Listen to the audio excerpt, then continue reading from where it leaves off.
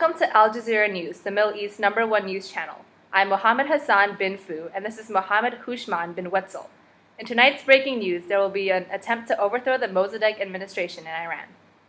This coup d'etat, backed by U.S. and British forces as well as allied Iranian government officials, is going to attempt to kick Mohammad Mossadegh, the democratically elected prime minister, out of office. The very popular Mossadegh, a passionate anti-colonial leader, created an uproar of nationalistic pride in Iran when he was able to remove British influence and Anglo-Iranian oil company from the country.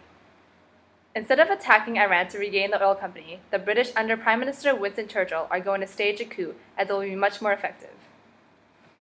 The U.S. under President Eisenhower has already allied with the British in order to execute this Operation Ajax, also known as the TP Ajax project.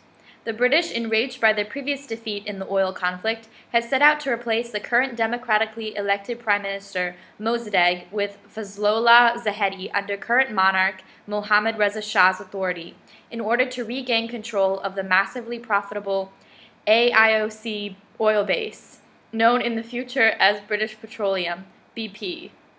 U.S. motives for joining with Britain in the operation are to suppress any threat of communism in Iran, who shares a long border with the Soviet Union.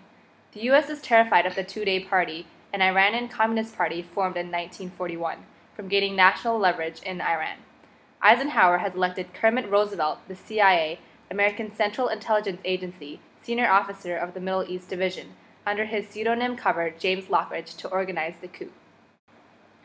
Roosevelt's first goal in establishing the coup is to convince Mohammad Reza Shah to sign the firmans, official government documents forcing Mossadegh's immediate resignation.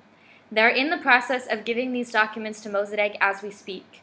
If Mossadegh refuses to comply, the Imperial Royal Army is to take immediate action.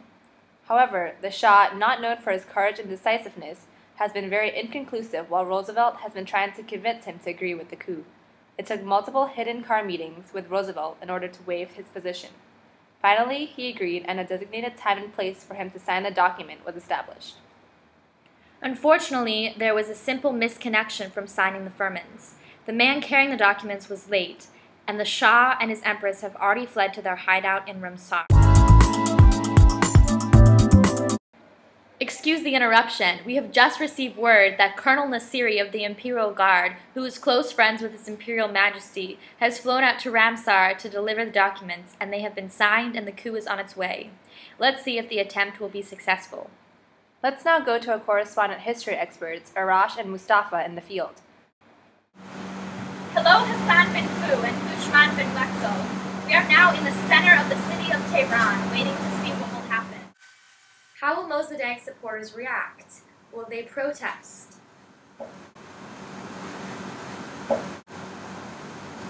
Well, right now we are not sure if the Iranians are going to protest.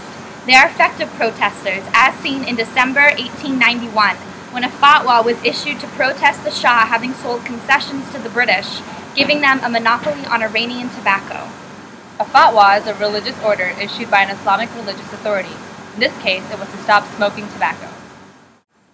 What have been the consequences of British interference in the past?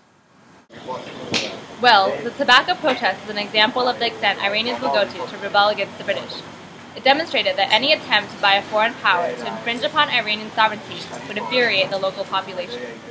This revolt occurred under the rule of Nasir al-Din Shah of the Qajar dynasty, who had ruled on the Peacock throne for more than 40 years.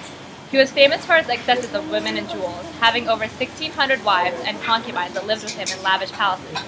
He had a major ego problem, demanding people refer to him by elaborate names such as the shadow of God on earth. People who refused to honor him were killed. To support his lavish lifestyle, the Shah sold government jobs, imposed oppressive taxes, confiscated the fortunes of wealthy merchants, and raised cash by selling Iran's patrimony, holy land and property of Iran, to foreign companies and governments. The Shah sold concessions for 15,000 English pounds to the British, allowing them to own tobacco land in Iran.